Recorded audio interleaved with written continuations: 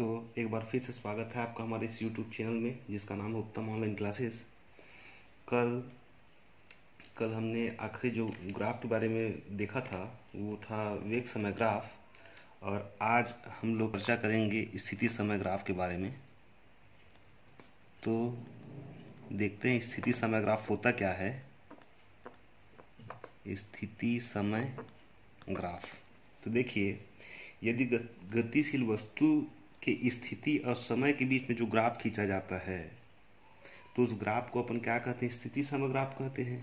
तो यदि गतिशील वस्तु के स्थिति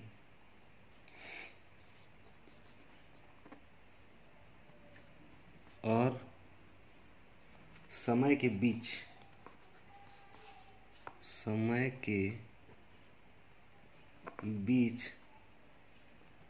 हम कोई ग्राफ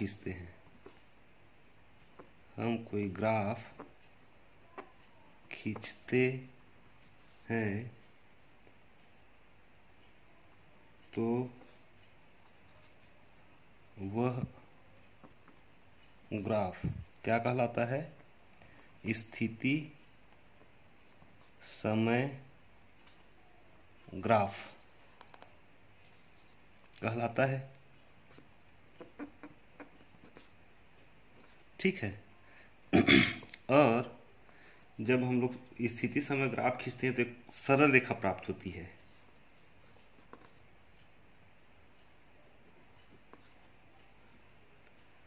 जब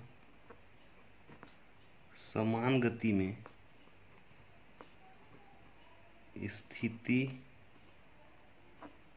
समय ग्राफ खींचते हैं तो सीधी सरल रेखा प्राप्त होती है। तो कहने का मतलब ये है, मान लो यहाँ पे अपन स्थिति और समय के बीच में ग्राफ खींचते हैं, तो ये अक्ष एक्स है, उसमें समय को ले लेते हैं अपन, और स्थिति को लेते हैं, स्थिति एक्स से प्रदर्शित करते हैं। इसको कौन से अक्ष में ले लेते हैं? वाई अक्ष में ले लेते हैं। मान लो t1 समय में वस्तु जो है ए बिंदु पर स्थित है, और t2 समय में वस्तु जो है कहाँ पे आ जाती है? बिंदु बी पर आ जाती है। तो इसके स्थिति में जो परिवर्तन होता है वो x t1 होता है, और बिंदु बी पर समय के सापेक्ष स्थिति में परिवर्तन होता है तो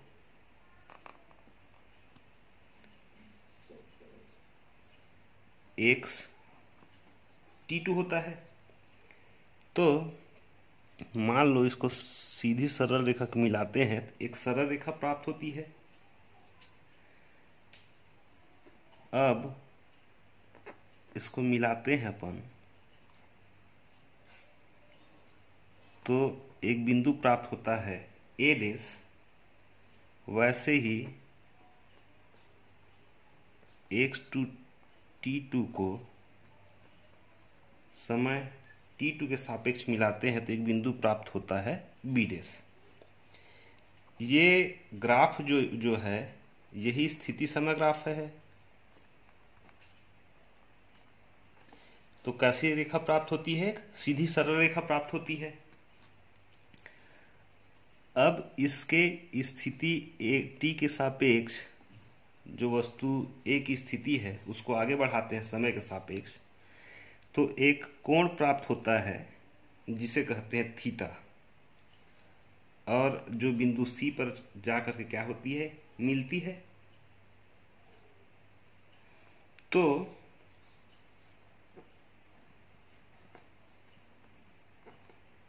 एक समान गति के लिए सूत्र देखते हैं। तो समय t के सापेक्ष वस्तु की स्थिति में परिवर्तन, उसके प्रारंभिक स्थिति में परिवर्तन और उसके वेग के समय के सापेक्ष जो वेग है उसके योग के क्या होता है, वो बराबर होता है। अब समीकरण 1 जो है वो सरल रेखा के समीकरण के बराबर है।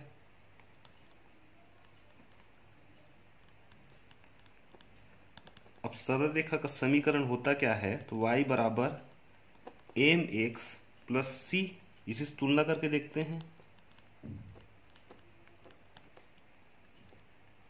तुलना करने पर तो xt है वो किसके बराबर है, y के बराबर है, और ये mx प्लस c जो है वो किसके बराबर है, v इंटू टी के बराबर है, और c किसके बराबर है, x0 के बराबर है।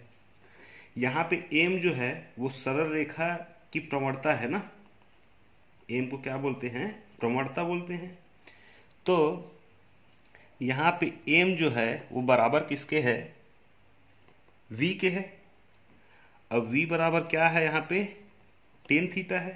टेन थीटा मतलब क्या है, प्रवणता है। प्रवणता है किसकी, सरल रेखा की।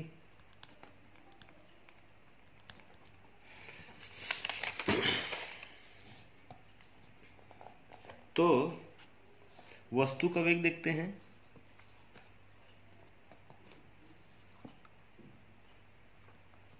अतः वस्तु का वेग जो है क्या होगा, तो देखे थे v x t2 minus x t1 बटा t2 माइनस t1। वेग समय ग्राफ में इसको देखे, इस समीकरण को देखे थे अपन। तो यहां पे x t2 जो है वो बराबर है किसके, देखो ये x t2 जो है वो किसके बराबर है, b और b डैश के बराबर है। तो ये b और b डैश के बराबर है। अब यहाँ पे x t1 जो है वो a डैश b और c के बराबर है। मतलब ये a डैश बराबर b और c के बराबर है। और t2 माइनस t1 जो है, मतलब t2 और t1 जो है वो किसके बराबर है, ab के बराबर है। और किसके बराबर है, a डैश c के बराबर है। ये जो दूरी है वो, तो ये ab के बराबर है और किसके बराबर है, a डैश c के बराबर है। तो इन सब मानों को कहाँ रख दो, समीकरण, यहाँ पे समीकरण 2 है जी, समीकरण 2 में रख दो। तो इन मानों को समीकरण 2 में रखने पर, तो देखो समीकरण 2 में रखेंगे तो ये वेग जो है x t2 किसके बराबर है, तो b डैश के बराबर है, माइनस x t1 किसके बराबर है, तो b c के बराबर है। दोनों में से कोई सा भी ले सकते हो। और t2 माइनस t1 किसके बराबर है, तो a डैश c के बराबर है। ठीक। और यहाँ पे ये b डैश से बी सी को घटाओगे तो क्या मिलेगा, बी डैश सी मिलेगा। इतने में से इतने को घटाओगे तो इतना मिलेगा। मतलब बी डैश बी में बी सी बी या बी सी को घटाओगे तो बी डैश सी प्राप्त होगा।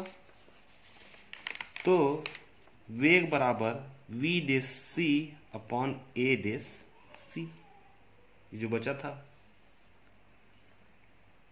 अब जो है समकोण त्रिभुज ए डेस सी और बी डेस से, ए डेस सी और बी डेस ये समकोण है, तो यहां पे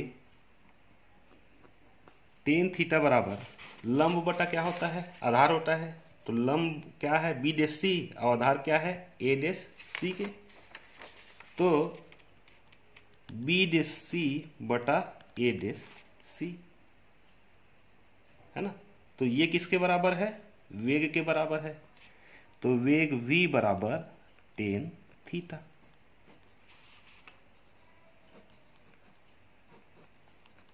ये समीकरण 3। तो यही है स्थिति समय ग्राफ। अब आगे देखते हैं आपेक्षिक वेग क्या होता है।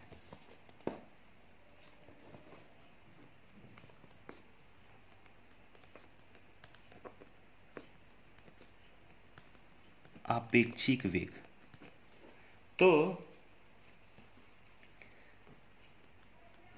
किसी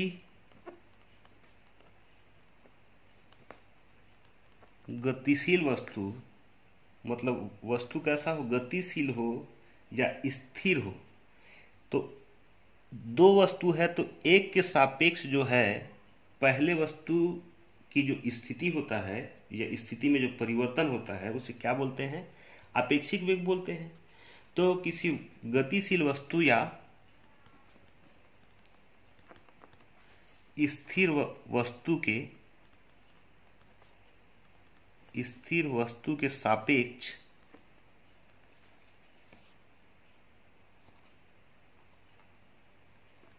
दूसरी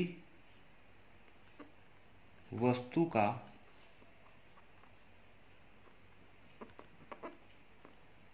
आपेक्षिक वेग वह दर है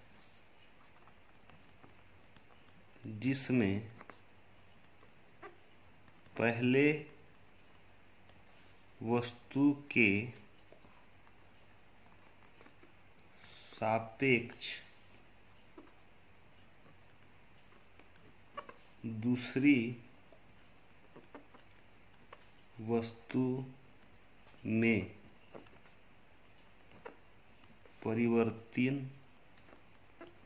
परिवर्तन होता है। मान लो एक बस स्टॉप है, उसमें दो बस खड़ी है। एक बस जो है अपनी जगह में खड़ी की खड़ी, दूसरी बस कैसी हुई, चलने लग गई। तो इसके सापेक्ष एक ऐसा है, एक चलने लगी, अब क्या है, अपनी जगह में स्थिर है।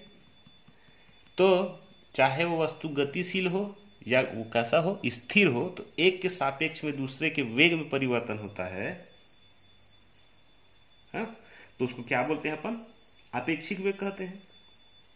तो मान लो, माना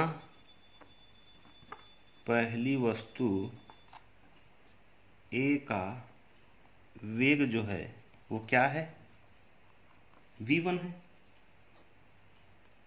तथा दूसरी वस्तु का वेग वो क्या है, v2 है। तो सूत्र क्या है, तो सूत्र जो है xt बराबर x0 plus v into T है। यही है, कई बार देख चुके हैं इसको। तो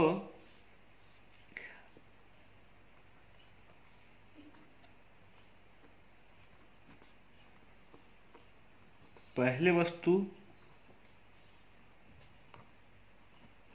ए के लिए, तो पहला वस्तु ए जो है, तो यहाँ पे ये x1 t बराबर x10 प्लस ये वेग v1 पहले वस्तु के लिए वेग, और क्या है t, समीकरण 1 दे दो। अब दूसरी वस्तु जो है, दूसरी वस्तु बी के लिए। अब देखते हैं दूसरा वस्तु के लिए क्या है। तो एक्स टू टी बराबर x two zero plus v two into t. X two t दूसरे वस्तु का जो समय टी समय के सापेक्ष दूसरे वस्तु की स्थिति में परिवर्तन, और यहाँ पे टी जीरो है मतलब प्रारंभिक समय में वस्तु बी की स्थिति, वस्तु बी का वेग और वस्तु अरे यार वस्तु बी का क्या समय, यही है। तो समीकरण है एक माइनस समीकरण कर दो दो, तो क्या प्राप्त होता है देखो, ऐसा लिख दो, समीकरण एक को दो से घटाने, समीकरण दो को एक से घटाने पर लिख दो। ठीक, तो यहाँ पे इस पक्ष को अपन घटाएंगे तो ये एक्स टू टी माइनस ये एक्स वन टी, ये माइनस ये प्राप्त होगा, बराबर इसको घटाते हैं अपन तो x two zero minus x one zero plus यहाँ पे टी कॉमन ले लेते हैं, दोनों में है, समीकरण एक में भी है समीकरण दो में भी है, तो टी को अपन क्या ले लें, कॉमन ले लें, तो अंदर क्या बच जाएगा, v2 माइनस v1 बच जाएगा। ये ले लो समीकरण 3। अब समीकरण 3 से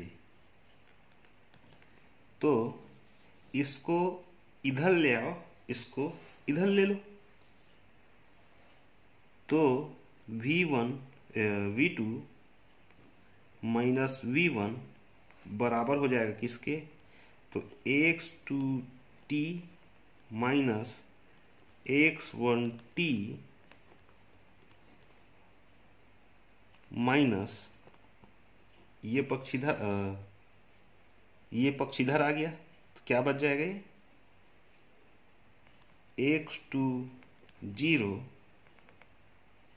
माइनस एक्स वन जीरो, ये पक्ष को इधर पक्षांतर कर दिए, ये अपनी जगह में है, यहाँ पे टी आएगा, ये अपनी जगह में, इसको इधर ले आए, तो पहला पक्ष जो है ये आ गया, ये माइनस करके क्या हो गया, ये दूसरा पद हो गया उसका। तो अब देखो यहां ये जो x two t minus x one t वो समय टी के टी है और किसका है, वस्तु ए का है ना, तो वस्तु ए के सापेक्ष ऐसा लिखो इसको, यहां x two t minus x one t बराबर क्या है, टी है, तो टी समय में, दोनों में टी है, टी समय में वस्तु ए तथा बी की आपेक्षिक स्थिति,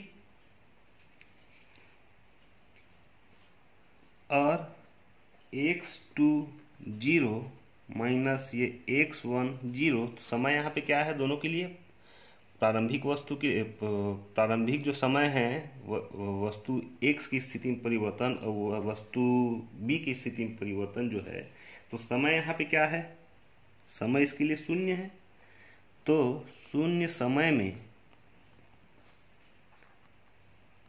वस्तु ए तथा बी की आपेक्षिक स्थिति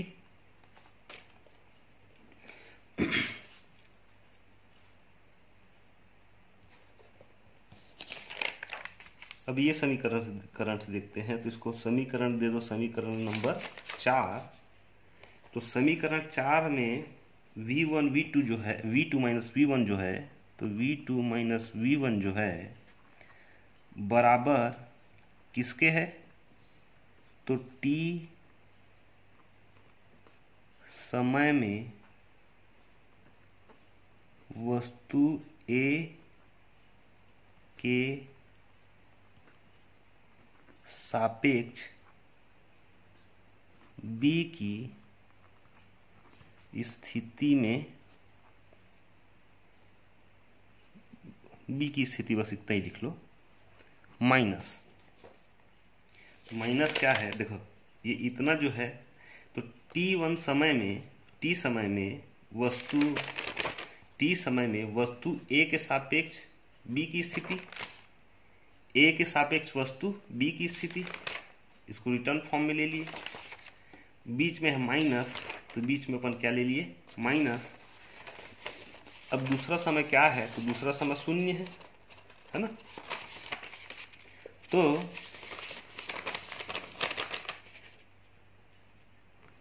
शून्य समय में A के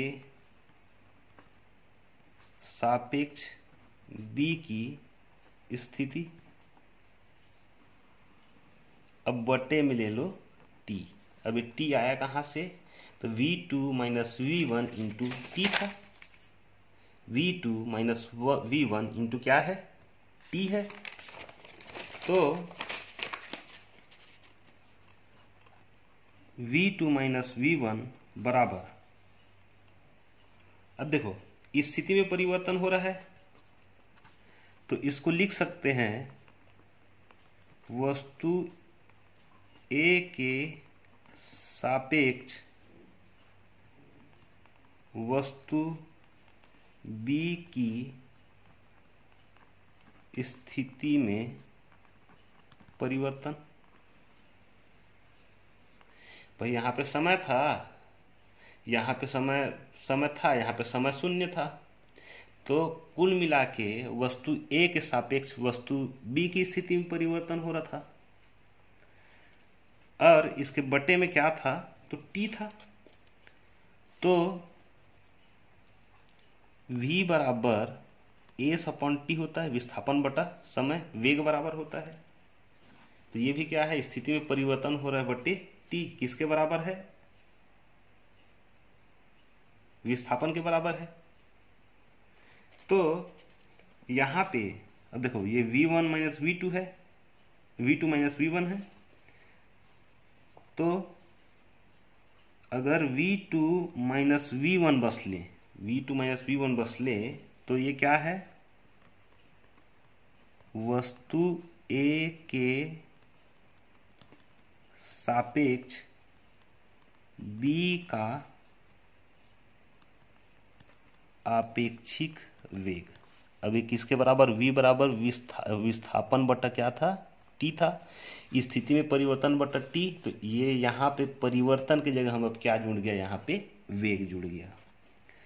अब इसको v1 माइनस v2 कर ले, v2 माइनस v1 था, नीचे में v1 माइनस v2 कर ले, तो वस्तु B के सापेक्ष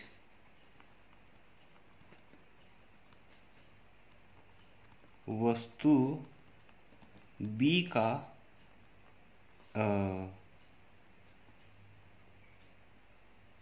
ये वस्तु A का ये आपेक्षिक वेग हो जाएगा। अब देखो स्थिति देख लेते हैं, विभिन्न स्थितियां यहाँ पे पैदा हो जाती है। तो स्थिति 1 ले लो, स्थिति 1 में लो, यदि v2 माइनस v1 बराबर 0 हो, v2 माइनस v1 का मान कैसा हो, 0 हो, तो क्या होता है, तब वेग जो है समान हो जाता है।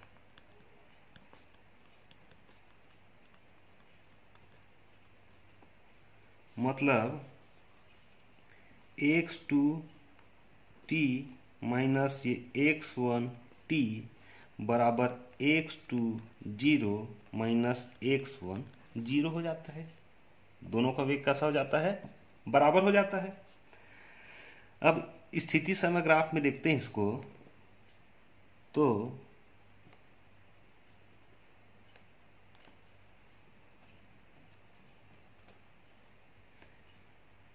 x अक्ष पर अपन समय को लेते हैं और y अक्ष में लेते हैं अपन स्थिति को, स्थिति x को, तो ये x10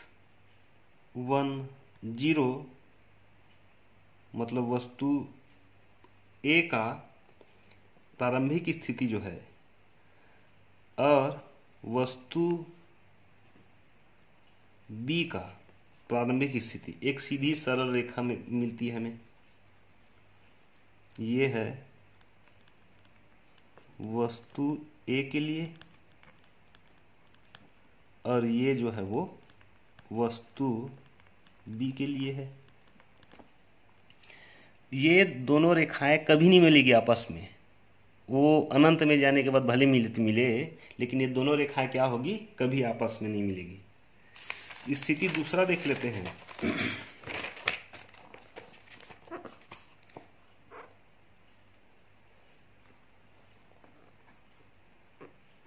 स्थिति 2, अब जो V2 है माइनस V1 बड़ा हो, किससे बड़ा हो, शून्य से बड़ा हो, तो V2 माइनस V1 का मान जो है हमेशा धनात्मक प्राप्त होगा।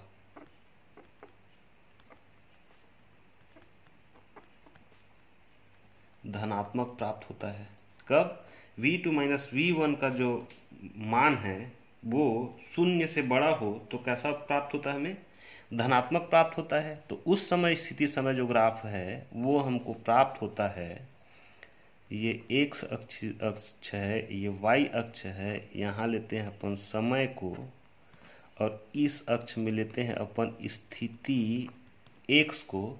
तो उस समय जो प्राप्त होता है वो पहले वस्तु का ये प्रारंभिक स्थिति जो है और दूसरे वस्तु का जो प्रारंभिक स्थिति है x20, वो ऐसा ग्राफ हमें प्राप्त होता है। मतलब ये कैसा प्राप्त हो रहा है, ये आगे जाके दोनों का जो कोण है वो कैसा होते जा रहा है, फैलते जा रहा है।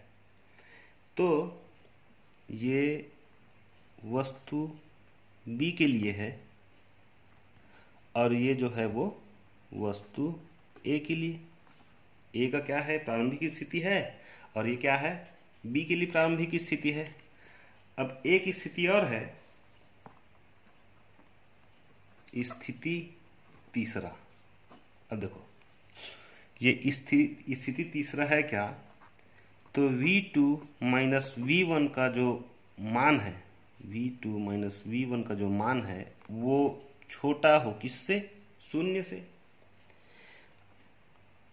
हो, तो V2 माइनस V1 का जो मान है वो नेगेटिव प्राप्त होता है। नेगेटिव मतलब ऋणात्मक प्राप्त होता है।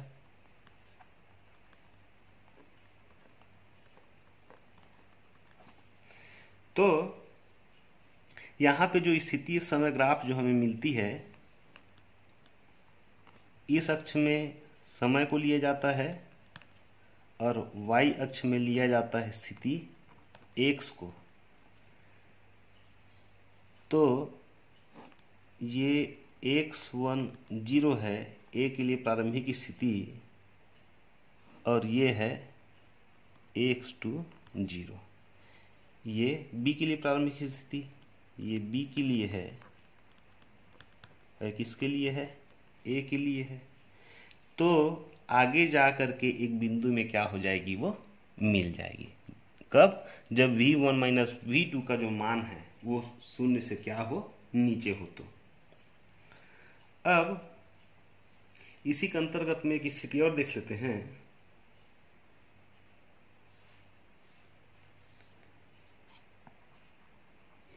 स्थिति देख लो, ये चौथा, या इसको अलग से भी पूछ दिया जाता है एग्जाम में। तो आपेक्षिक वेग की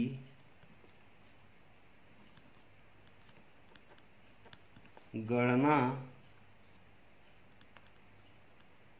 करना यदि V1 व V2 के बीच का कोण कैसा हो, थीटा हो, तो अब देखो V1 और V2 के बीच का कोण कैसा हो, थीटा हो, तो आपेक्षिक वेग की गणना करके देखते हैं अपन। तो मान लो ये क्या है, वस्तु A के लिए है, ये वस्तु B के लिए है, और ये V1 बार वस्तु A का वेग है और V2 बार वस्तु B का वेग है। इन दोनों के बीच में कोण बन रहा है, वो कोण कौन सा है, थीटा कोण है। तो यहाँ पे V2 माइनस V1 बराबर V2 प्लस माइनस V1 लिख सकते हैं। अब V1 माइनस V2 को V1 प्लस माइनस V2 लिख सकते हैं। इसके अकॉर्डिंग जो ग्राफ बनेगा वो कैसा प्राप्त होगा,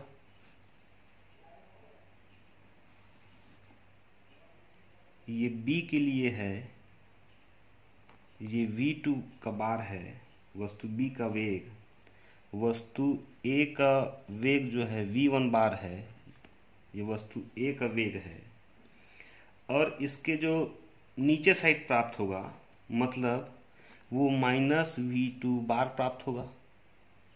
ये प्राप्त होगा हमें कहाँ पे, नीचे तरफ। ये मान लो ये C है, इन दोनों के बीच में कोण है थीटा। अब यहाँ पे V1 और V2 के जो स्थिति में परिवर्तन है उसको ले लेते हैं अपन V बार। V1 और V2 की स्थिति में परिवर्तन होगा V बार, तो इसको कैसा लें अपन, ये V बार है, ये V1 है,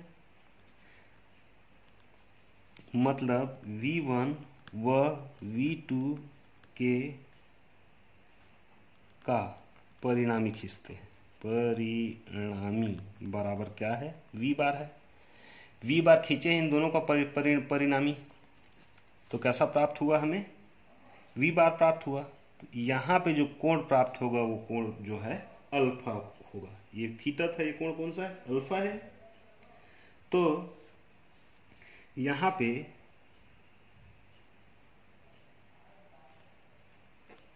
इसको बढ़ा लो, एक बिंदु D प्राप्त होता है, और इसको ले लो यहाँ पे। तो ये O है, ये C है, ये D है, और ये A है।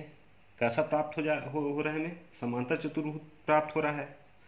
तो यहाँ पे सदिशों के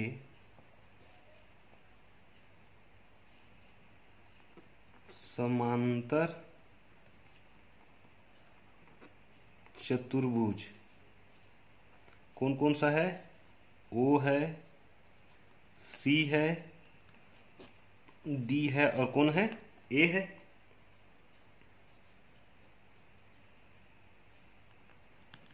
में चतुर्भुज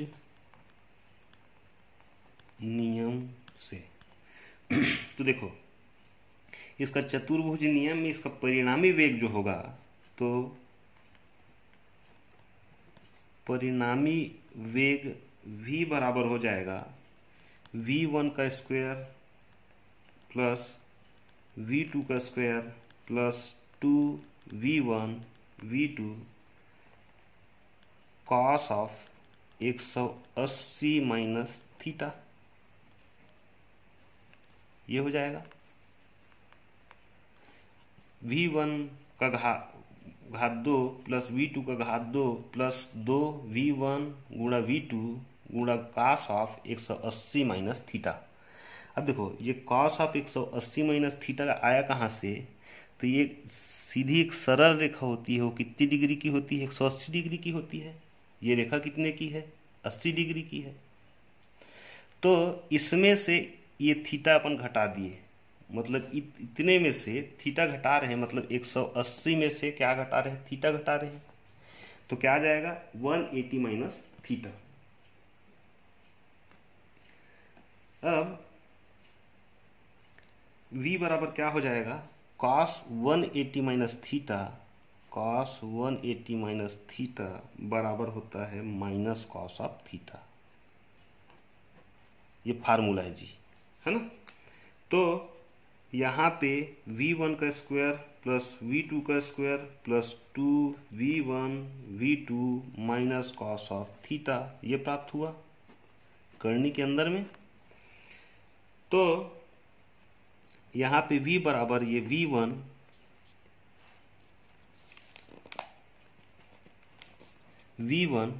का स्क्वायर प्लस v2 का स्क्वायर, ये माइनस जो है इसको सामने ले लो, तो 2v1 v2 कॉस ऑफ क्या? थीटा करनी के अंदर में। अब स्थिति देखते हैं ना,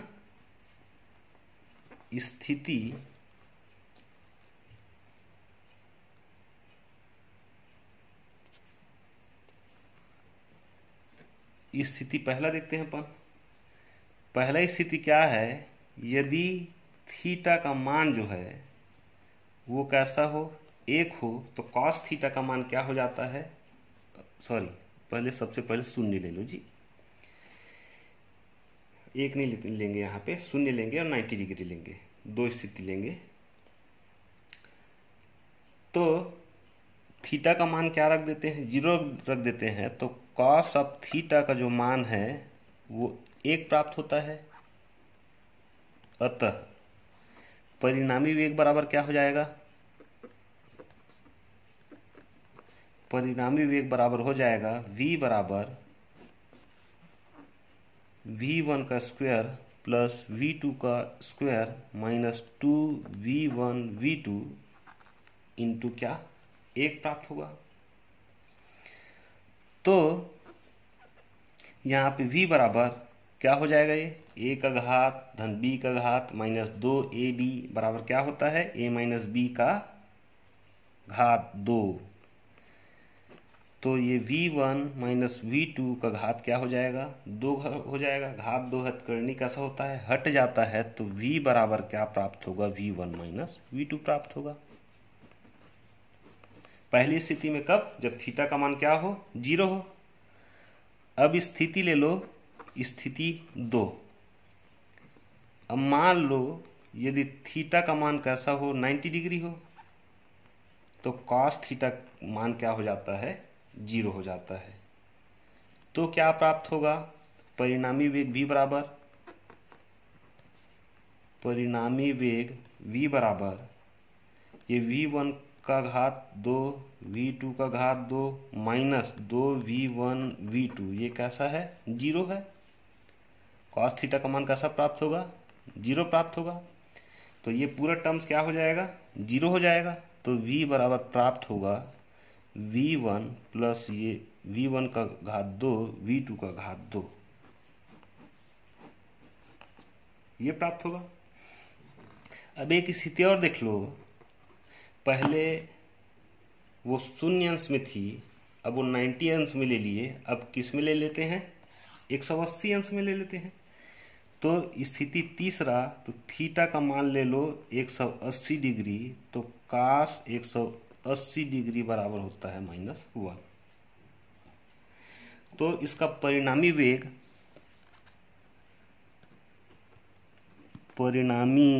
वेग v बराबर प्राप्त होगा हमें v1 का स्क्वायर प्लस v2 का स्क्वायर प्लस 2v1 v2। अब इसका होता है -1 मान जो है। तो v बराबर ये v1 का स्क्वायर प्लस ये v2 का स्क्वायर प्लस 2, अब देखो ये माइनस आ जाएगा सामने में, तो -2v1 v2 होगा। यहाँ पे v बराबर, अब यहाँ पे माइनस है, नहीं यहाँ पहले से ही माइनस था जी, सब जगह माइनस है, तो ये क्या हो जाएगा, प्लस हो जाएगा। तो a का घात 2 प्लस b का घात 2 प्लस 2ab मतलब क्या होता है, a प्लस b v2 का घात क्या हो जाएगा, 2 हो जाएगा। घात 2 मतलब क्या हो जाता है, हट जाता है करनी। तो v बराबर प्राप्त होगा हमें v1 प्लस v2। ये है स्थिति तीसरा। अब आगे देखते हैं एक छोटा सा परिभाषा, फिर बाकी जो है कल देखेंगे। तो एक समान त्वरित गति, एक समान त्वरित गति। तो यदि कोई वस्तु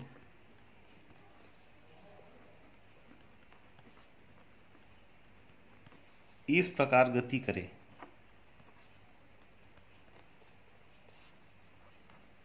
कि समान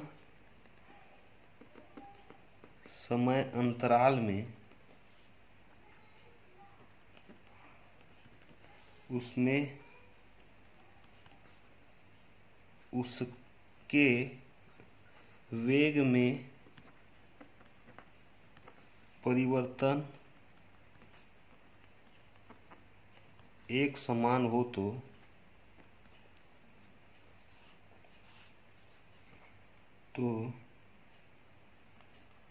उस स्थिति में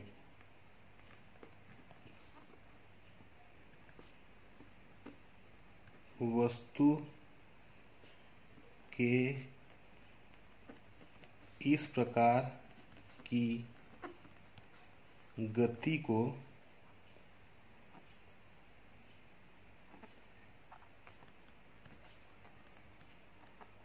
एक समान त्वरित गति कहते हैं। अब देखो, यदि कोई वस्तु इस प्रकार गति करे कि समान समय अंतराल में उसके वेग में परिवर्तन एक समान हो, तो उस समय वस्तु की इस प्रकार की गति को एक समान, मान लो जैसा ऊपर आसमान से अपन कोई चीज सिक्का गिरा रहे हैं, तो गुरुत्वाकर्षण जी का मान कितना होता है, 9.8 मीटर पर सेकेंड का स्क्वायर होता है। मतलब हर मीटर में उसका जो वेग जो है 9.8 क्या हो जाएगा, बढ़ जाएगा। यही क्या है, एक समान त्वरित गति। तो ये जो यूनिट था आपका सरल रेखा में गति, वैसे तो ये यहाँ पे समाप्त हो जाता है, और हो सके कल से नए चैप्टर का शुरुआत करेंगे। तो आज के लिए बस इतना ही, धन्यवाद।